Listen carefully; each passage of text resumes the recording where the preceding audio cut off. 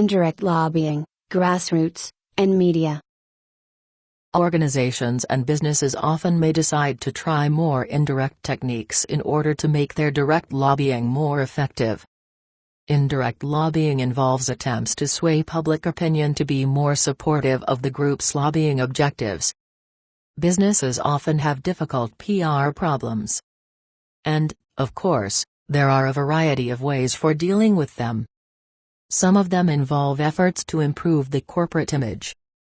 Support of various charities or sporting teams is often a good move that casts a good glow on the corporate identity that can be useful in later lobbying efforts. Issue framing or spinning is often initiated prior to a lobbying campaign.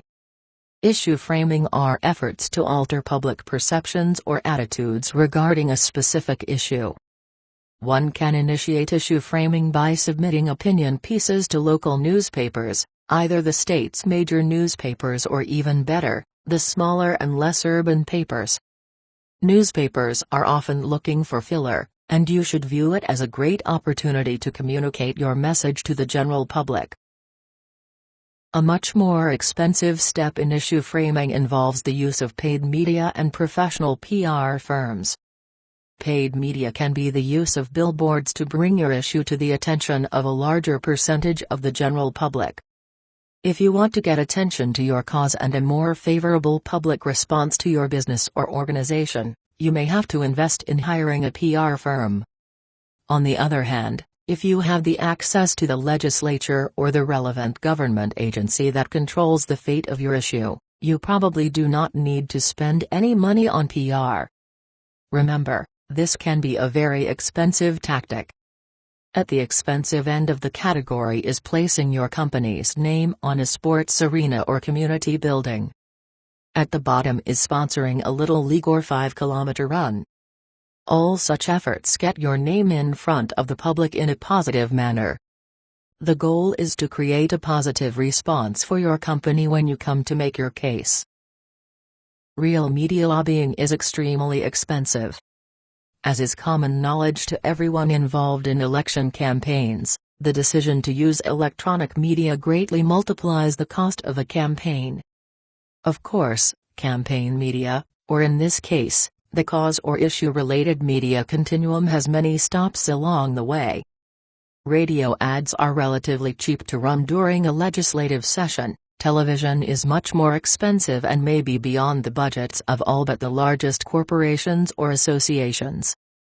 One consideration in the use of paid electronic media in an issue campaign involves the careful determination of your target audience. Using the radio to target very narrow segments of the population, such as Hispanics or those listening to conservative talk radio, can be a very inexpensive option. Frequently, your targeted audience will be the political elite who make the decision that has an impact on your issue. In Washington, D.C., this may involve ads in the D.C. newspapers or the Capitol Hill political media. The more expensive approach is to place ads on the D.C. radio or television stations. During the Clinton administration, the famous Harry and Louise ads that killed the Clinton healthcare reforms in 1993-1994 were basically shown just in the Washington, D.C., media markets. Planned public rallies in support of your issue can be done on the steps of the Capitol or the City Hall, and handouts to watchers or media representatives are often the cheapest possible form of issue campaign media. Recent Supreme Court decisions have freed corporations and groups to spend unlimited amounts of money during political campaigns in media advertising on issues. 7 The Citizens United v. The Federal Election Commission, decided in 2010, was the landmark court decision that eliminated legal restrictions on the use of unlimited corporate funds in federal elections. The Supreme Court held that corporations must be afforded the protection of the freedom of speech provision of the First Amendment of the U.S. Constitution. The 5-4 decision, with the 5 conservative justices in the majority, overturned provisions of the 2002 Federal Bipartisan Campaign Reform Act.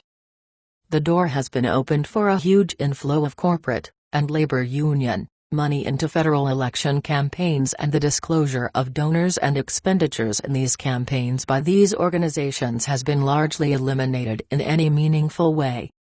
Of course, it is the huge financial muscle of national-level corporations or associations that allows them to play this game. But that may be impossible for you.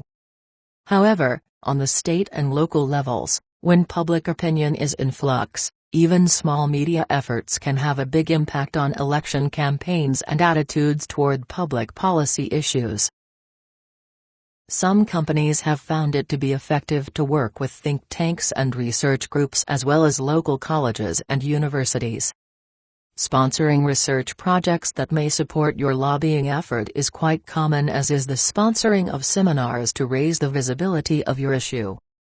Such think tank or higher education activities may also raise your respectability and legitimacy as a major player in the lobbying game. Most states have a number of such think tanks, some liberal and some conservative, that often are looking for sponsors to help pay the rent on their quarters.